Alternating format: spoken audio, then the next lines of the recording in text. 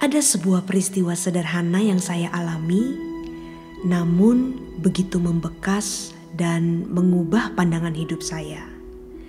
Di mana suatu hari saya dan pasukan rumah sedang makan di salah satu restoran favorit kami. Menu gado-gado di restoran tersebut ialah menu wajib kami. Dan saya ingat betul waktu itu kami sekeluarga memesan menu yang satu ini.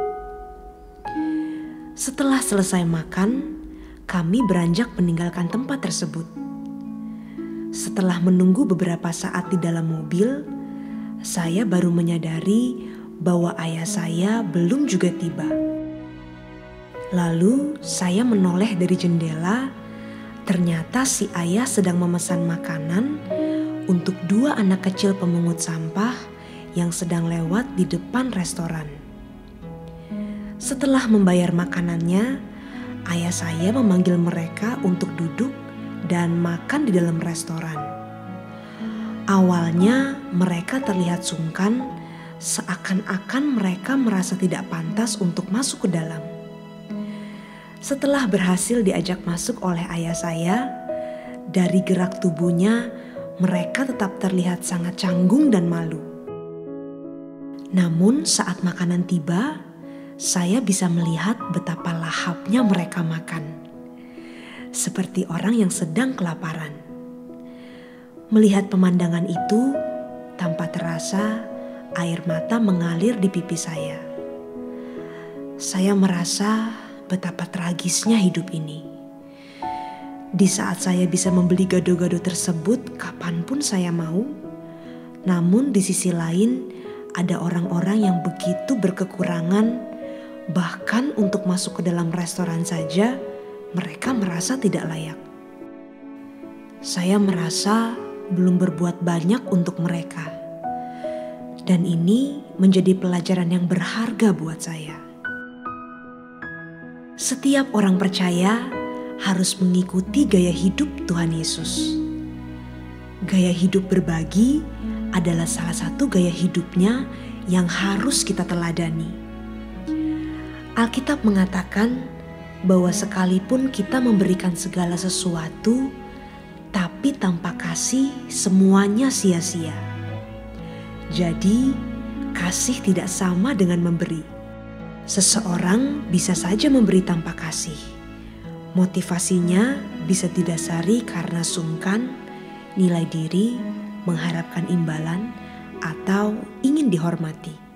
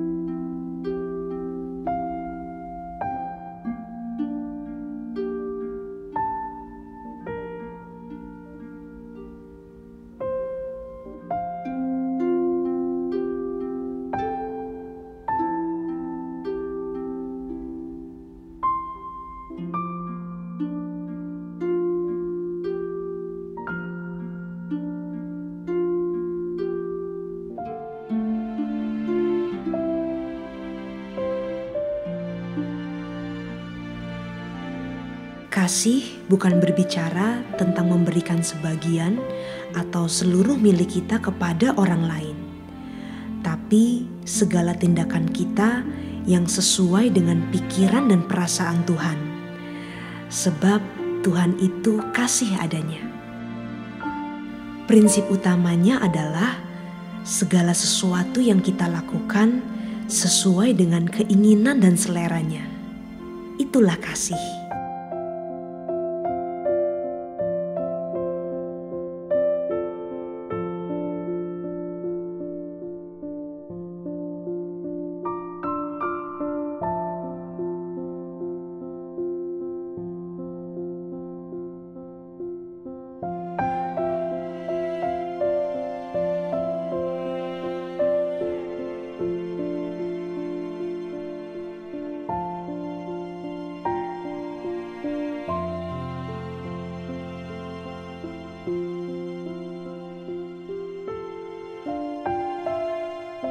Ketika kita mengasihi Tuhan lebih dari apapun dan siapapun, kasih kita bukan hanya membawa dampak pada perasaan Tuhan yang dibahagiakan, tapi juga kepada orang-orang di sekitar kita. Karena berbagi menjadi gaya hidup kita. Kita akan rela membagi hidup untuk pekerjaan Tuhan tanpa batas. Ketika kita melatih diri untuk melakukan kehendak Tuhan, kita akan semakin memiliki kecerdasan roh. Kita akan berbagi dengan orang-orang yang membutuhkan, bukan menurut kacamata manusia, tapi sesuai kacamata Tuhan. Misalnya, ada seseorang yang miskin karena kemalasannya dan selalu meminta bantuan kepada kita tanpa mau berusaha. Ketika kita terus-menerus membantunya, menurut kacamata manusia, hal tersebut merupakan tindakan kasih. Namun, ketika kita melakukannya tidak sesuai dengan kehendak Tuhan, hal tersebut bukanlah tindakan kasih. Karena dengan terus memberi kepada orang tersebut, tanpa disadari, hal itu justru akan semakin membuatnya malas dan merusak jiwanya. Jadi yang terpenting bukanlah nilai atau tindakan dari memberi itu sendiri, tapi apakah yang kita berikan sesuai dengan komando Tuhan. Kalau kita percaya bahwa Tuhan yang menciptakan segala sesuatu, termasuk menciptakan kehidupan, berarti segenap hidup kita adalah milik Tuhan, termasuk harta kita. Kita hanyalah pengelola yang dipercayai untuk mengelola milik Tuhan, sehingga kita tidak menggunakannya sesuka hati kita, karena harus dipertanggungjawabkan kepada Sang Pemilik. Ketika kita menghayati ini, kita akan sungguh-sungguh bekerja untuk menghasilkan seoptimal mungkin, sehingga melalui uang tersebut, kita bisa menopang pekerjaan Tuhan tanpa batas.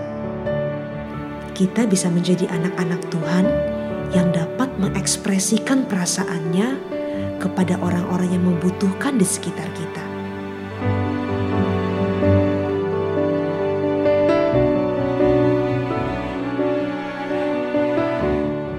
Ketika kita memperhatikan keadaan di sekeliling kita, banyak anak yang seharusnya memiliki masa depan yang cerah terpaksa tidak melanjutkan pendidikannya karena tidak ada biaya. Orang-orang yang tinggal di bawah garis kemiskinan, bahkan untuk mendapatkan air bersih saja harus menempuh perjalanan berjam-jam, bahkan berhari-hari. Anak-anak gadis yang seharusnya menjadi wanita terhormat, terpaksa menjual dirinya hanya untuk menyambung hidup. Kita akan semakin menyadari betapa tragisnya hidup ini. Ketika kita menghayati kasih yang sesungguhnya, kita akan memiliki hati yang pecah untuk berbagi dengan mereka. Kita akan menjadi roti yang terpecah dan anggur yang tercurah untuk sesama kita. Dimulai dari orang-orang terdekat kita yang membutuhkan. Entah itu orang tua, saudara, keluarga besar, sahabat, rekan kerja, lingkungan masyarakat, gereja, dan terus berlanjut.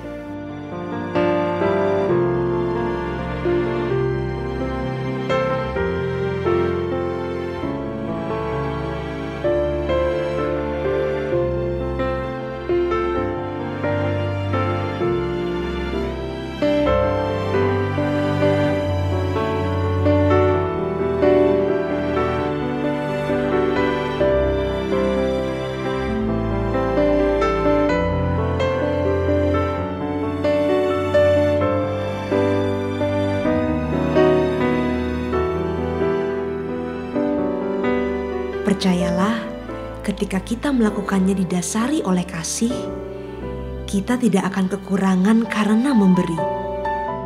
Tuhan pasti akan mencukupi karena ini adalah pekerjaannya.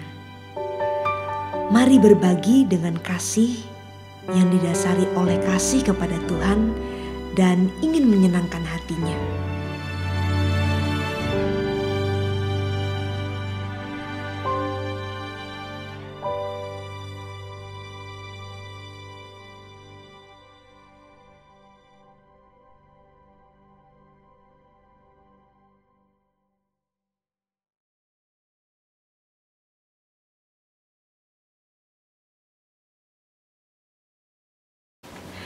Halo teman-teman, terima kasih sudah menonton video ini. Bagi teman-teman yang merasa diberkati, silakan subscribe channel YouTube ini karena akan ada video-video baru berikutnya. Dan bagi teman-teman yang ingin request topik untuk episode MS Hub berikut, bisa tulis topik yang teman-teman inginkan di kolom komentar di bawah ini. Tuhan berkati.